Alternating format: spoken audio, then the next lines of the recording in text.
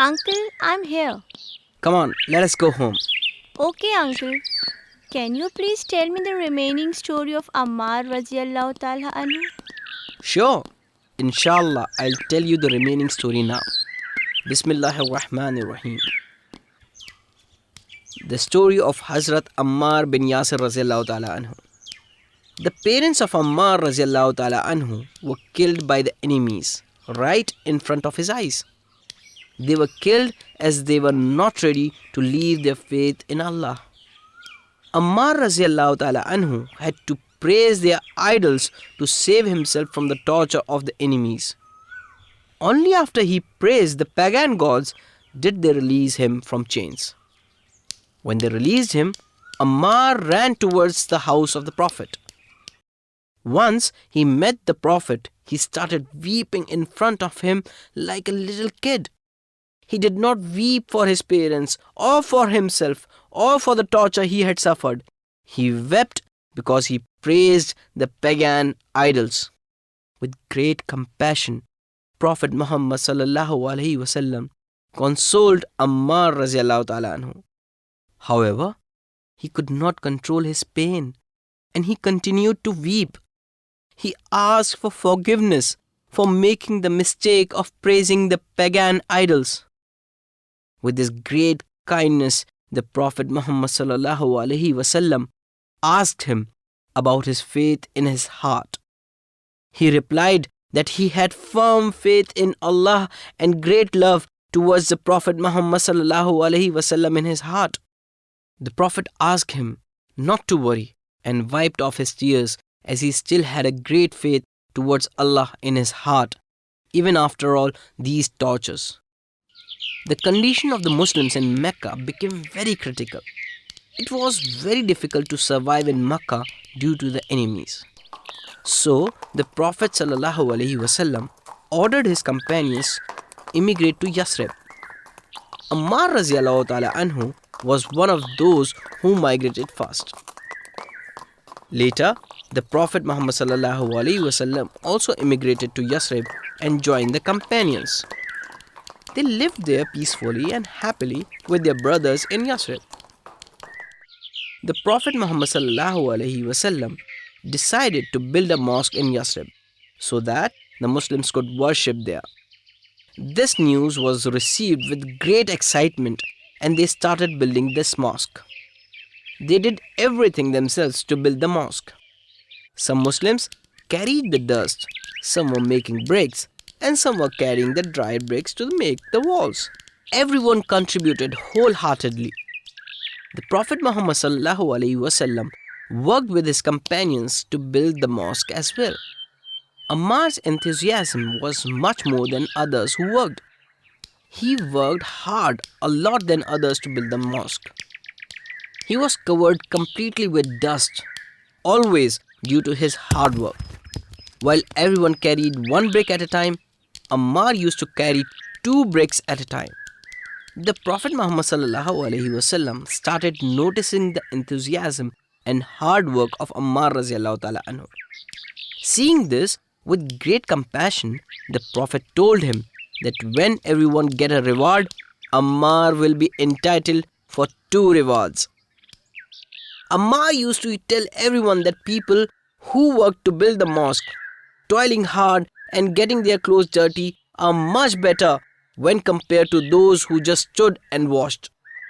Some companions were avoiding dust. They became displeased with Ammar's words. One companion came to Ammar and threatened him to hit his nose if he repeated the same words again. Ammar felt really sad. He just looked at the companion but did not say a word. The Prophet Muhammad ﷺ felt sad when he heard about this incident. With great pain in his heart, the Prophet Muhammad ﷺ walked towards Ammar radiallahu ta'ala anhu and said that he was very dear to him and close to his heart. The Prophet ﷺ then rubbed off the dust from Ammar's face. Ammar truly felt the Prophet's kindness at that moment. Days and months passed. It so happened that the enemies of the prophets started stealing money and other belongings of Muslims. Enemies had by now assembled an army to confront the Muslims. When the news reached the Prophet, he quickly called for a meeting with Sahabas. The Prophet Muhammad ﷺ was not interested in any violence, but after that meeting, he couldn't find any other solution. The Prophet Muhammad ﷺ decided to confront their enemy. But no one was ready to go to enemy camp to gather information. So the Prophet Muhammad ﷺ asked Ammar radiallahu ta'ala anhu if he was willing to go to the enemy camp. Ammar radiallahu ta'ala anhu was a brave man and readily agreed. He approached the enemy camps and went around collecting information. He reported back to the Prophet ﷺ the next morning and gave him all the information. The Prophet Muhammad ﷺ was very happy because Ammar radiallahu ta'ala anhu had collected all the required information. On the morning of 17th Ramadan, the great battle of Badr, the first battle in the history of Islam, broke out. The Prophet Muhammad ﷺ led the battle successfully, and by the grace of Allah, the Muslims won this battle. There are many incidents where the Prophet praised Hazrat Ammar bin Yasir regarding his glorious deeds.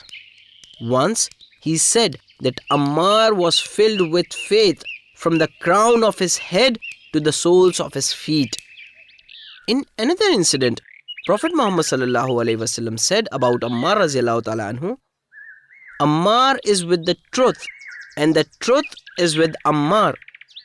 He turns wherever the truth turns. Ammar is as near to me as an eye is near to the nose. Alas, a rebellious group will kill him. Days, months and years passed. Hazrat Ammar bin Yasir radiallahu ta'ala anhu was one of the most trusted and loyal companion of Prophet Muhammad sallallahu alaihi wasallam. He was always seen with the Prophet, and he always strived for Allah against the enemies of Islam and humanity. When the Prophet passed away, Ammar wept over his old friend. He cried like a child for many days. When Umar bin al-Khattab became the second caliph, he appointed Ammar to rule over Kufa in Iraq. In Kufa, Ammar radiallahu ta'ala anhu treated people according to Allah's law. The people were pleased with his just, merciful and humble treatment.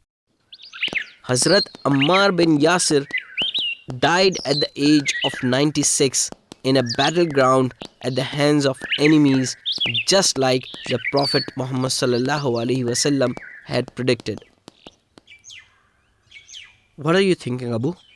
MashaAllah, that was such a lovely story. He loved the Prophet sallallahu alaihi wasallam than anything else in his life. Yes, you are right. I am glad that you like the story. I'll tell you another one tomorrow.